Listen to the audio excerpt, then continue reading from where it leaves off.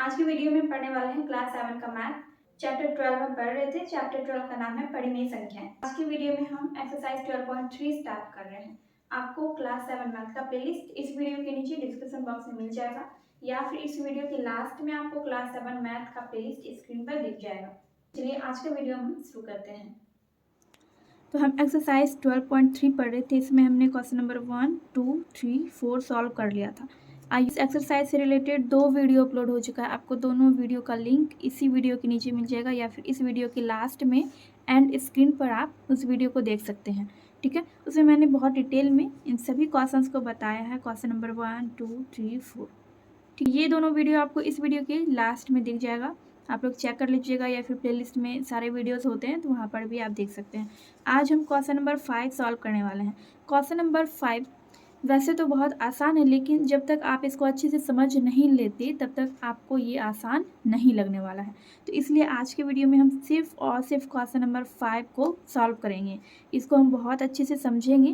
हालांकि ये सारे क्वेश्चंस आपके इसी चैप्टर में एग्जाम्पल्स में दिए गए हैं, लेकिन आप में से ऐसे बहुत सारे बच्चे हैं जो कि एक्सरसाइज के एग्जाम्पल्स को नहीं पढ़ते हैं।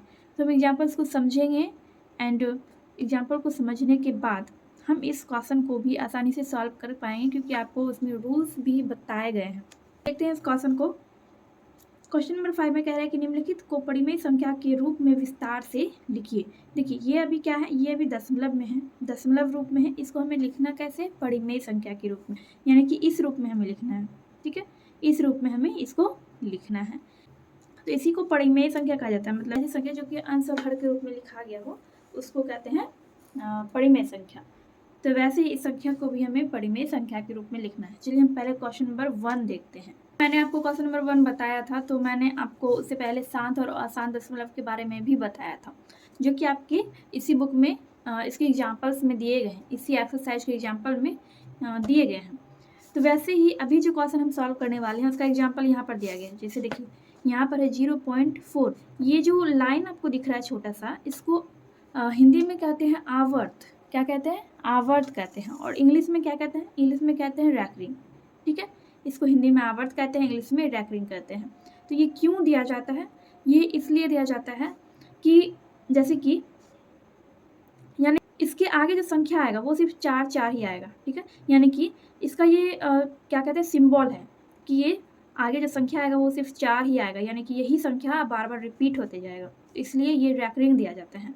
ठीक है, तो यहाँ पर कह रहा है कि 0.4 रैकरिंग को परिमेय संख्या के रूप में लिखें। इसको परिमेय संख्या के रूप में कैसे लिखा गया, देखिए पहले यहाँ पर माना गया कि माना x बराबर 0.4। ठीक है, या फिर 0.044। देखिए, ऐसे लिखिए या फिर ऐसे लिखिए, बात एक ही है। तो अगर आप ऐसे नहीं लिख रहे हैं तो इस तरह से आपको लिखना पड़ेगा। तो इससे यही प्रूफ होता है कि ये जो संख्या है, ये जो 4 है, इसके आगे भी यही अंक आएगा। तो इसीलिए यहाँ पर लिखा गया या x बराबर 0.444, और इसके आगे भी 4 ही आएगा। ठीक है, 4 4 4 आते जाएगा। ठीक है, अनंत तक 4 4 ही आते जाएगा। तो दोनों पक्षों में 10 से गुना करने पर दोनों पक्ष कैसे हुआ, देखिए ये पहला पक्ष, ये दूसरा पक्ष, तो दोनों में x में और इसमें दोनों में 10 से गुना किया गया है। तो जब x में 10 से गुना करें तो कितना होगा, 10x होगा। फिर 0.444 में आप 10 से गुना करें तो आपको कितना होगा, 4.444। ठीक है, यही आया। तो ये जो है इक्वेशन फर्स्ट हो गया, यानी समीकरण फर्स्ट हो गया, और ये जो आपने गुना किया ये हो गया समीकरण सेकेंड। समीकरण को इंग्लिश में इक्वेशन कहते हैं। तो ये इक्वेशन फर्स्ट और ये इक्वेशन सेकेंड। तो यहाँ पर आप कह रहा है कि ये जो सेकेंड इक्वेशन है, सेकेंड इक्वेशन में फर्स्ट इस इक्वेशन को माइनस कर देंगे, घटा देंगे। तो समीकरण सेकेंड में से समीकरण फर्स्ट को घटाने पर, समीकरण सेकेंड में से समीकरण फर्स्ट को घटाया गया है, तो कितना आया घट के, देखिए इसको घटा के 4.444 में जब ये माइनस हुआ 0.444 तो 4 आया। 10x में 1x माइनस हो गया तो 9x बचा। तो x बराबर 4/9, इतना आप समझ गए होंगे। तो यही चीज़ देखिए, इस तरह से यहाँ पर ये परिमेय संख्या के रूप में आ गया है। तो ऐसे ही आपको उस क्वेश्चन में भी करना है जो क्वेश्चन आपको इस एक्सरसाइज में दिया गया है। तो यही चीज़ को आपको यहाँ पर समझाया गया, इसी चीज़ को। अगर 1 अंक वाला आपने यहाँ पर देखा, तो इसी तरह अगर 2 अंक वाला, 3 अंक वाला रहे, जैसे कि दशमलव के बाद 3 अंक है यहाँ पे, तो उसको भी वैसे ही बनाते हैं। यहाँ पर भी आपको एग्जाम्पल दिया गया, देखिए उदाहरण 16 में यहाँ पर दशमलव के बाद 3 अंक है, जिसमें क्या किया गया, पहले इसमें इन दोनों में इन दोनों पक्षों में 100 से गुना किया गया है, क्योंकि यहाँ पर देखिए कितना अंक है, 3 2 5, तो पहले यहाँ पर 100 से गुना किया गया है, तब जाके यहाँ देखिए 3 और 2 5, 5 अंक है, तो बाद में इसमें 1000 से गुना किया गया है, पहले 100 से फिर 1000 से, ठीक है, क्योंकि यहाँ पर टोटल 5 अंक है, इसमें 2 अंक हुआ, ये 2 जीरो, फिर यहाँ पर 3 जीरो, तो गुना करके कितना आया, 1000 से गुना किया तो इतना आ गया। तो समीकरण थर्ड, पहले यहाँ पर समीकरण फर्स्ट बना, ठीक है, मतलब इसी को इस रूप में लिखा गया, इसी को इस रूप में लिखा गया। यहाँ पर देखिए 5 पर रख रहे हैं, सिर्फ 5 पर रख रहे हैं, इसलिए सिर्फ यहाँ पर 5 ही रिपीट होगा और कोई भी अंक रिपीट नहीं होगा। अगर 2 पर रख रहे रहता, 2 और 5 दोनों पर रख रहे रहता तो 25 25 रिपीट होते रहता, लेकिन सिर्फ 5 पर रख रहे हैं, इसलिए सिर्फ 5 5 ही रिपीट होगा, ठीक है। तो इसी में क्या किया गया, दोनों ओर 100 से गुना कर दिया गया है, तो 100 से गुना करने पर आ गया इतना, तो यही बन गया इक्वेशन सेकेंड। और फर्स्ट समीकरण फर्स्ट में 1000 से फिर से गुना किया गया है, तो इतना आया गुना करके, तो ये बन गया इक्वेशन थर्ड। तो इक्वेशन थर्ड में सेकंड को घटा दिया गया है, तो घटाने पर कितना आया, तो घटाने पर आ गया यहाँ पर 3893/900। इसका एक और रूल मैं आपको बताऊंगी जो आपके बुक में ही दिया गया, मैं कोई आपको नया रूल आप यहाँ पर नहीं बताने वाली हूँ, क्योंकि ये सारे रूल आपके ही बुक में दिए गए हैं, जिसको आप पढ़ेंगे तो समझ में आ जाएगा। मैंने भी इसको पढ़ा, मुझे भी अच्छे से समझ में आ गया, तो इसलिए मैं आपको ये रूल बता दूंगी ताकि आपको जो भी आसान लगे आप उस रूल से बना सकते हैं। यहाँ पर आपको दिया गया पेज नंबर 273 में आपको दिया गया कार्य विधि, यहाँ पर लिखा गया है, तो इसी में आपको ये पहला रूल आपको बताया गया कि कैसे कैसे समीकरण बनाकर हम उसको सॉल्व करते हैं उस तरह के क्वेश्चन को, और यहाँ पर दूसरा रूल दिया गया है, दोनों रूल यहीं पर आपको दिया गया है। तो इसी रूल को पढ़ के समझ के आप बनाएंगे तो आपका क्वेश्चन बन जाएगा। तो अब हम यहाँ से सॉल्व करने वाले हैं फर्स्ट नंबर 4.32। मैंने आपको अभी तक समझाया है, सिर्फ अभी मैं आपको क्वेश्चन के थ्रू क्वेश्चन को बनाकर समझाऊँ, तो मैंने आपको समझा दिया है और उसी के आधार पर अभी मैं आपको इस क्वेश्चन को बताने वाली हूँ, और मैं दूसरे रूल को भी आपको बताऊँगी। पहले हम इस रूल से क्वेश्चन को सॉल्व कर लेते हैं। तो फर्स्ट मेथड से हम सॉल्व कर रहे हैं, फर्स्ट मेथड से। इसमें क्या कह रहा है, तो फर्स्ट मेथड में आपको क्या करना होता है, तो हम सबसे पहले हमें मानना होता है, माना कि x बराबर 4.32 और इस पर ये रख लें, मतलब जो दिया गया रहता है उसी को हम क्या करते हैं, x मानते हैं, या फिर इस कैसे लिखते हैं, या x बराबर 4.3232, आप इसको जितनी बार चाहें उतनी बार लिख सकते हैं, क्योंकि इसके आगे ये अनंत तक यही संख्या आते रहेगा, 3232, मतलब यही रिपीट होते रहेगा। तो यही वाला हो गया आपका इक्वेशन फर्स्ट। ये इतना आप समझ गए, कहीं पर कोई दिक्कत नहीं है। अब देखिए यहाँ पर कितना है अंक, 2 अंक है, तो इसमें हम सबसे पहले क्या करते हैं, सीधा हम 100 से गुना कर देते हैं, ठीक है, क्योंकि यहाँ पर 2 अंक है ना, इसलिए हम इसमें 100 से गुना कर रहे हैं। यहाँ पर हम लिखेंगे दोनों पक्षों में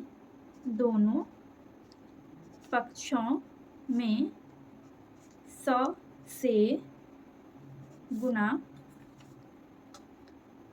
करने पर, दोनों पक्ष में हम क्या करेंगे, 100 से गुना कर देंगे, किसमें, एक सम। देखिए इसको मैं आपको समझाने के लिए यहाँ पर इस तरह से गुना कर लेंगे, 100 गुना x करेंगे और 4.32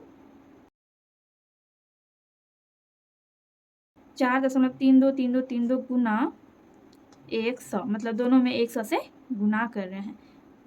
तो 100 में जब x से गुना करेंगे तो कितना होगा, 100x हो जाएगा, और इसमें अगर हम 4.32 में इसमें हम अगर 100 से गुना करेंगे तो क्या होगा, जब हम 100 से गुना करेंगे, देखिए इसमें 2 जीरो है 100 में, तो इसका जो 2 अंक होगा वो इधर चले जाएगा, दशमलव के इस साइड चले जाएगा, ठीक है, यानी कि ये हो जाएगा 432.3232, ठीक है, इतना समझ गए।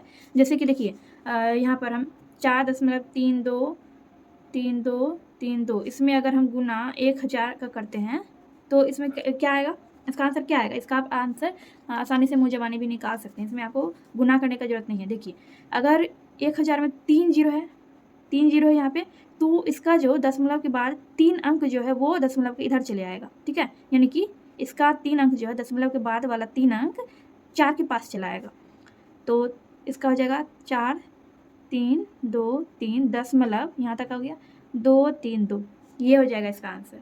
तो इसी तरह से यहाँ हुआ, यहाँ पर हम 100 से गुना कर रहे हैं तो इसका सिर्फ 2 अंक इधर आया, अगर हम 10,000 से गुना करते तो इसका 4 अंक दशमलव की साइड आता, इसी तरह होता है, ठीक है। तो इस तरह से गुना किया जाता है। तो ये हो गया आपका कौन सा इक्वेशन, ये हो गया आपका इक्वेशन सेकेंड, ये सेकेंड इक्वेशन हो गया। क्या लिखेंगे, अब हम लिखेंगे समीकरण फर्स्ट समीकरण सेकंड में फर्स्ट को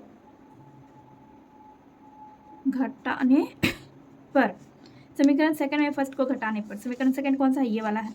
तो यहाँ पर हम लिख देंगे समीकरण सेकंड को लिखेंगे 100x बराबर 4 3 2 दशमलव 3 2 3 2।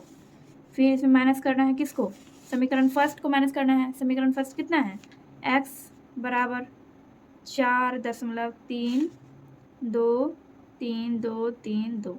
ठीक है, हम क्या करेंगे, माइनस करेंगे। तो यहाँ पर माइनस का चिन्ह देखिए, यहाँ पर कुछ भी नहीं है ना, यहाँ पे कुछ भी नहीं है। कुछ भी नहीं का मतलब क्या होता है, प्लस लगा हुआ होता है। तो प्लस रहता है तो नीचे हम माइनस देते हैं। जब हम इस तरह से माइनस करते हैं, दो इक्वेशन को घटाते हैं, तो जिसमें प्लस रहता है उसमें माइनस देते हैं, जिसमें माइनस रहता है उसमें प्लस देते हैं। तो यहाँ पर कुछ दोनों में कुछ भी चिन्ह नहीं लगा हुआ था, यानी कि प्लस का चिन्ह लगा हुआ था, तो इसलिए हमने यहाँ पर नीचे में माइनस दिया है। ठीक है, मैंने यहाँ पर 6 अंक लिखा है। देखिए यहाँ पर हमें क्या करना था, यहाँ पर जैसे कि 4 अंक था तो हमें यहाँ पर भी 4 अंक ही लिखना था, क्योंकि इसको आप जितना मन चाहे उतना लिख सकते हैं। ठीक है, दशमलव के बाद जब ये अनंत तक आ रहा है तो आप इसके दशमलव के बाद जितना मन चाहे उतना दूर तक लिख सकते हैं। तो यहाँ पर जब 4 अंक था तो यहाँ पर भी हमें 4 अंक ही लिखना था, लेकिन मैंने यहाँ पर 6 अंक लिख दिया। कोई बात नहीं, इसको हम माइनस करते हैं। जब इसको इसमें माइनस करेंगे, ये दोनों सेम ही है, तो यहाँ पर 0 ही आ जाएगा। ठीक है, यहाँ पर क्या आ जाएगा, 0। तो आपको लिखने की जरूरत नहीं है, लेकिन मैंने आपको यहाँ पर समझाने के लिए बता दिया। अब देखिए यहाँ पर 432 और यहाँ 4 है। 432 में अगर आप 4 को माइनस करेंगे, 4 को सीधा माइनस कर देंगे, कितना आएगा, 12 में 4 जाएगा तो आपका आ जाएगा यहाँ पर 8।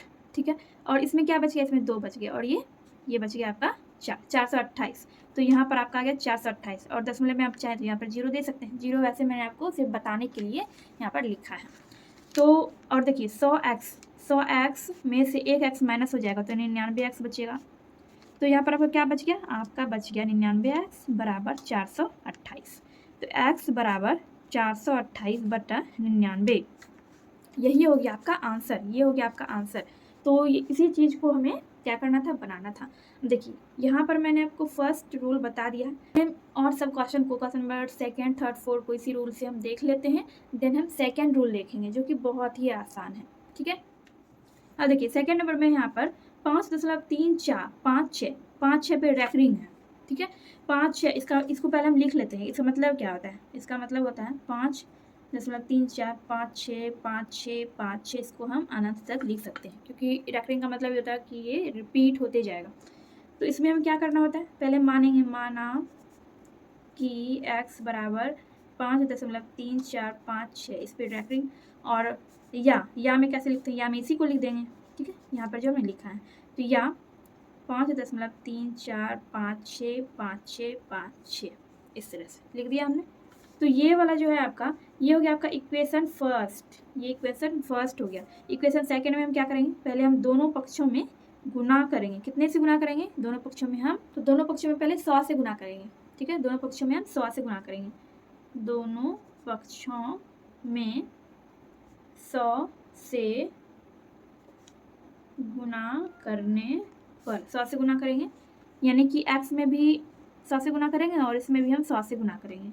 तो सीधा हम यहाँ पर लिख देते हैं, x में अगर 100 से गुना करेंगे तो 100x हो जाएगा, और इसमें अगर आप 100 से गुना करेंगे तो क्या होगा, इसका जो 2 अंक है वो दशमलव के इस साइड चलाएगा, यानी कि ये दोनों अंक 5 के पास चलाएगा। तो कितना हो जाएगा, 100 से गुना करने पर 534.56 हो जाएगा। ठीक है, तो ये हो गया आपका इक्वेशन सेकंड, ये इक्वेशन सेकंड हो गया। अब यहाँ पर आपको क्या करना होता है, यहाँ पर अंक कितना है, इसमें अंक 4 है, लेकिन हमने यहाँ पर सिर्फ 100 से ही गुना किया है। अब हम क्या करेंगे, अब हम 10,000 से इसमें गुना करेंगे, क्योंकि यहाँ पर 4 अंक है, दशमलव के बाद 4 अंक है, इसलिए हम 10,000 से गुना करेंगे। ठीक है, यहाँ पर लिखेंगे पुनः समीकरण फर्स्ट में 10,000 से गुना करने पर, इसमें हम गुना करेंगे। कैसे करेंगे, वैसे ही जैसे हमने 100 में किया। तो जब हम x में 100 से गुना किया 100x हुआ, 10,000 में जब हम x से गुना करेंगे तो 10,000x हो जाएगा, और फिर जब हम इसमें 10,000 से गुना करेंगे तो कितना आ जाएगा, तो ये चारों अंक जो है ये 5 के पास चलाएगा। तो यहाँ पर हम लिखेंगे 5 3 4 5 6, तो इस तरह से होगा। तो ये इक्वेशन इक्वेशन थर्ड हो गया आपका, इक्वेशन थर्ड। अब हम इक्वेशन थर्ड में इक्वेशन सेकंड को माइनस कर देंगे। तो इक्वेशन थर्ड में हमें इक्वेशन सेकंड को घटाना है।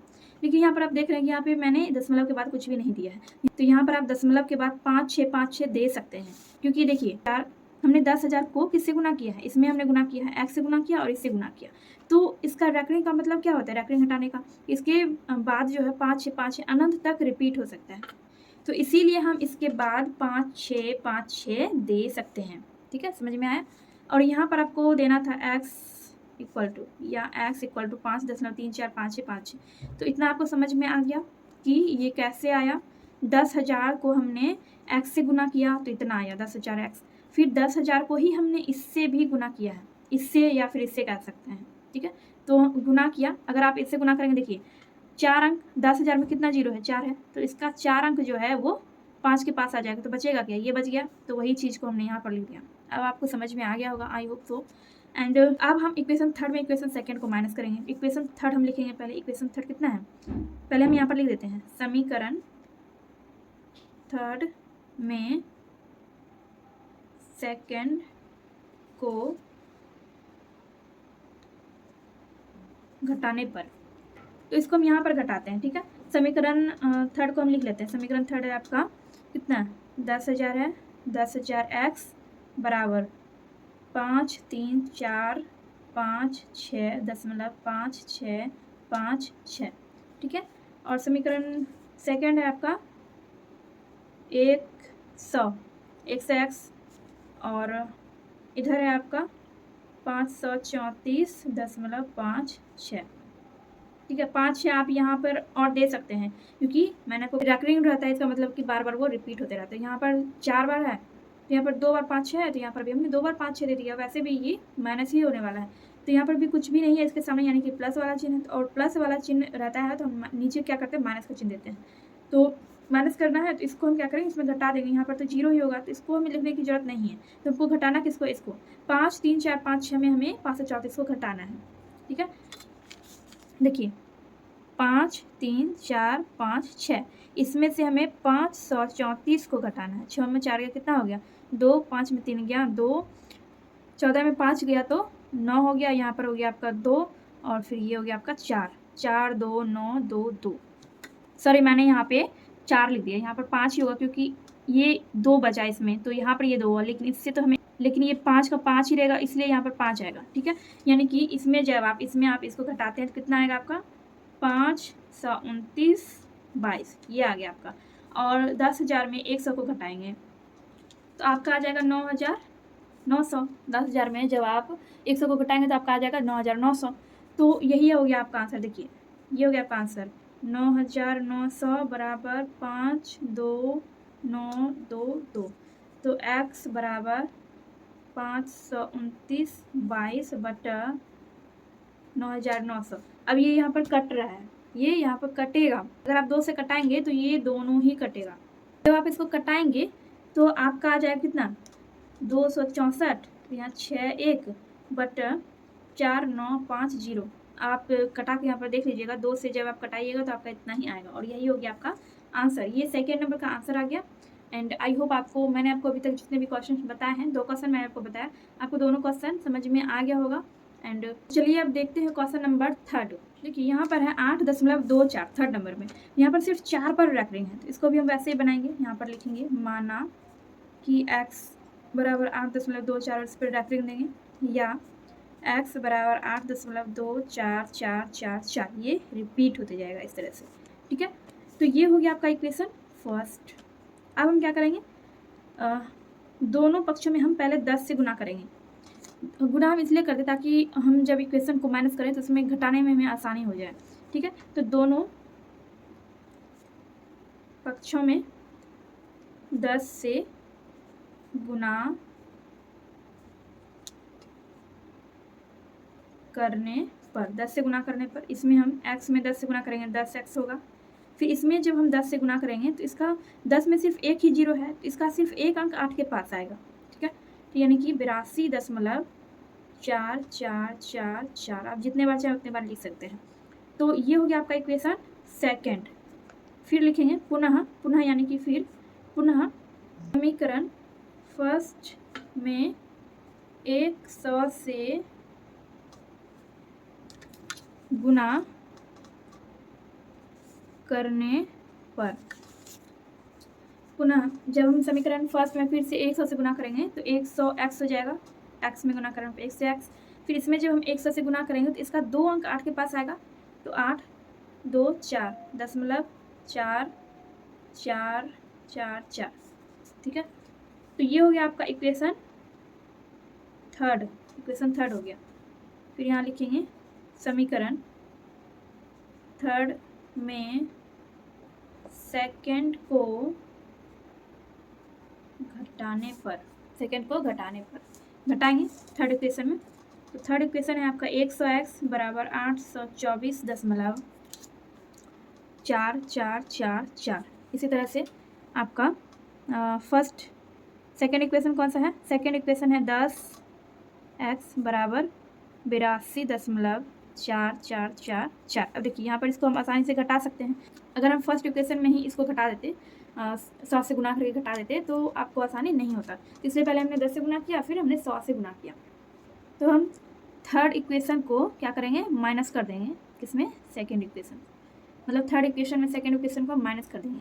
तो इसका तो 0 ही आना है, तो इधर हम कुछ भी नहीं लिखेंगे। 824 में आपको क्या करना है? 82 को घटाना है। 824 में आपको 82 को घटाना, तो 4 में 2 गया तो 2 हो गया, और यहाँ पर 2 है और यहाँ पर 8 है, यानी कि 12 में 8 जाएगा, बचेगा यहाँ पर 4 और इसमें बच गया 7 बच गया, यानी कि इसको घटाकर कितना आया? 742 आया। और इसको घटाकर कितना आएगा? 100 में जब आप 10x को घटाएंगे तो कितना होगा? 100 में 10 को घटाएंगे तो 90 होगा, 90x। आपके पास क्या बच गया? 90x बराबर 742, ये बचा हुआ है आपके पास। तो यहाँ पर हम लिखेंगे x बराबर 742/90, यही हो गया आपका आंसर। इसी तरह से ये क्वेश्चन बनता है।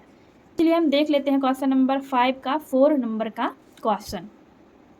अब यहाँ पर 4 नंबर में है 0.2, इस पर रैकरिंग है, सिर्फ 2 पर रैकरिंग है। तो यहाँ पर भी हम वैसे ही करेंगे। माना कि x बराबर 0.2 या x बराबर 0.2222, ठीक है। ये हो गया आपका इक्वेशन फर्स्ट हो गया। सेकेंड इक्वेशन में क्या करेंगे? सेकेंड इक्वेशन में हमें क्या करना है? दोनों पक्षों में हमें 10 से गुना करना है। दोनों पक्षों में 10 से गुना करने पर, क्योंकि आप यहाँ पर देख सकते हैं इसमें दशमलव के बाद सिर्फ एक ही अंक है, इसलिए हम 10 से गुना कर रहे हैं। तो 10 से गुना करेंगे तो हो जाएगा 10x, फिर इसमें गुना करेंगे 10 से, तो कितना हो जाएगा? 2 जो है, यानी कि 10 में एक ही 0 है तो एक अंक 0 के पास चला आएगा। तो इसका क्या हो जाएगा? 0 ना लिख के हम सीधा 2 लिखेंगे, 2.2222, ठीक है। ये हो गया आपका इक्वेशन सेकंड हो गया। तो अब हम इक्वेशन सेकंड में फर्स्ट को घटाने पर घटा देंगे इसको। इक्वेशन सेकंड कितना है? 10x है बराबर 2.2222, और इक्वेशन फर्स्ट कितना है? x बराबर 0.2222। ये कौन सा इक्वेशन है? ये सेकंड इक्वेशन है, ये फर्स्ट इक्वेशन है। घटा रहे हैं तो यहाँ पर भी हम माइनस का चिन्ह देंगे। पिछले वाले में हमने शायद नहीं दिया था, आप लोग सही कर लीजिएगा, माइनस का चिन्ह दे दीजिएगा, ठीक है। तो यहाँ पर इसको घटा के तो वैसे भी 0 ही होना है, तो इसको हमें नहीं घटाना, इसको घटा के 0 ही होना है, तो इसमें हम 0 नहीं लिखेंगे। तो सीधा हम यहाँ पर 2 में 0 को घटाएंगे तो 2 हो जाएगा, और बराबर 10x में एक x माइनस हो जाएगा तो बचेगा 9x, यानी कि 9x बराबर 2 बच गया, यानी कि x बराबर 2/9। ये हो गया आंसर, ठीक है। ये हो गया आपका 4 नंबर का आंसर, ये हो गया आपका।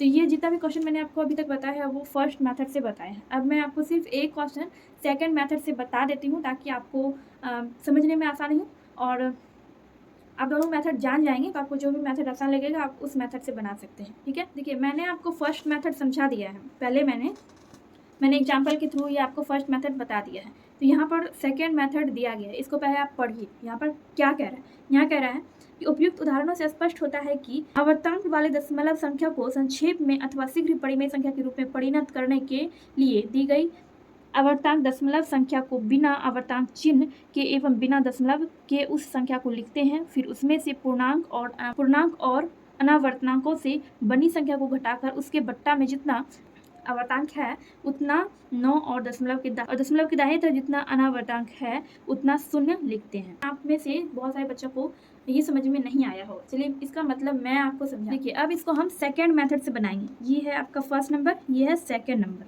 फर्स्ट नंबर को पहले हम सेकेंड मेथड से बनाएंगे। इसमें क्या कह रहा है, फिर से पढ़िए। तो इस क्वेश्चन को जल्दी बनाने के लिए क्या कहा गया है कि आवर्तांक दशमलव संख्या को बिना आवर्तांक चिन्ह के एवं बिना दशमलव संख्या की उस संख्या को लिखते हैं। पहले फर्स्ट स्टेप में आपको ये करना है कि यहाँ पर जो आपको दिया गया है, देखिए इस पर आवर्त है और इस पर नहीं है, तो दोनों को मिलाकर आपको सिंपल सा संख्या लिखना है। जैसे कि 4.32 है तो इसको आपको इस तरह से लिख देना है सीधा, ठीक है। उसके बाद आपको क्या कहा गया, उसके बाद आपको कहा गया है कि फिर उसमें से पूर्णांक और अनावर्तांक से बनी संख्या को घटाकर उसके बट्टा में जितना आवर्तांक है उतना 9 और दशमलव के दाहिने तरफ जितना अनावर्तनांक है उतना शून्य लिखते हैं।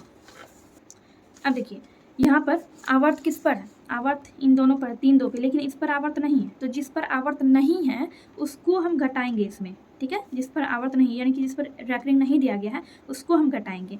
और उसके बाद क्या कहेंगे, उसके बाद कहा गया है कि जिस पर रैकरिंग दिया हुआ है, जिस अंक पर, जिस संख्या पर रैकरिंग दिया हुआ है उतना 9 हम नीचे लिखेंगे।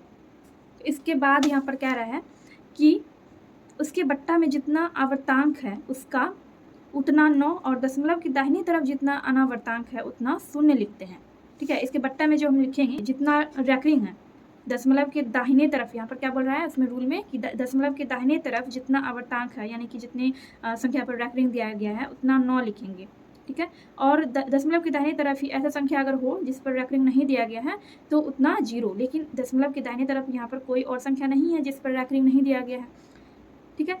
मतलब इसके अलावा और कोई संख्या ही नहीं है, तो सिर्फ रैकरिंग वाला ही संख्या है। तो रैकरिंग कितने पे है, 2 अंकों पे है, तो हमने 2 9 इसके बदले में लिखा है, ठीक है। बस इतना ही हमें करना है।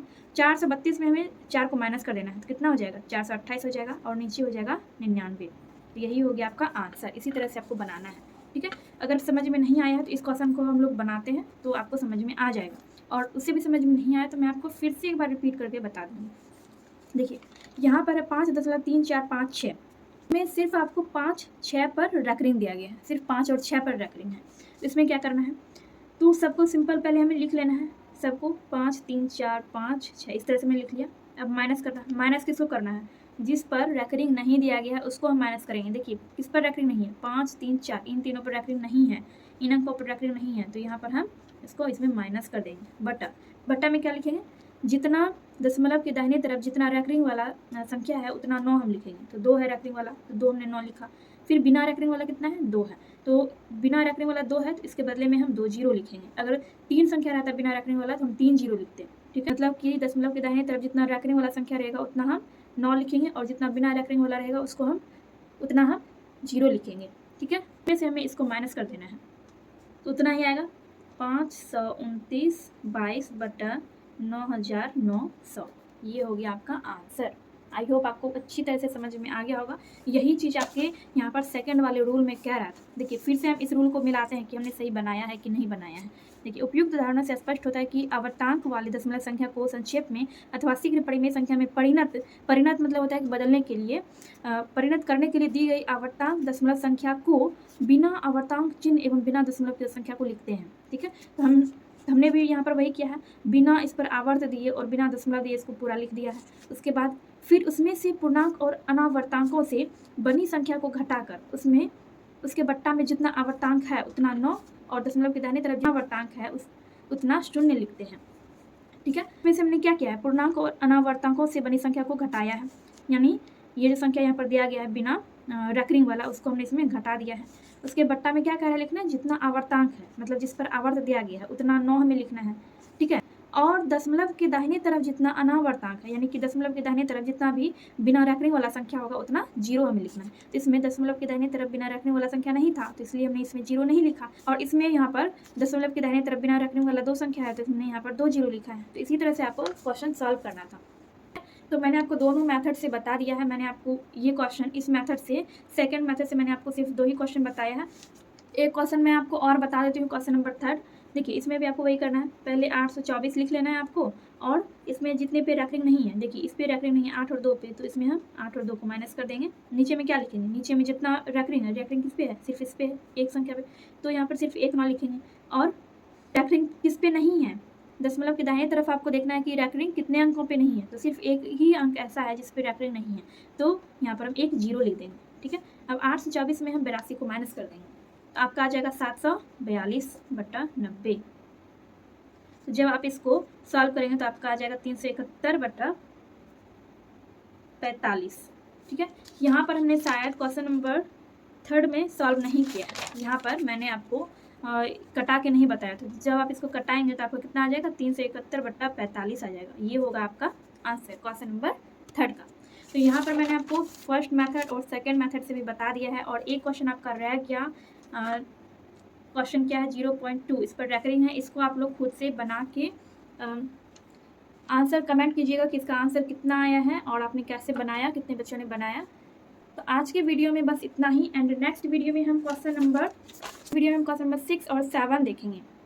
क्वेश्चन नंबर 6 और 7 देखेंगे।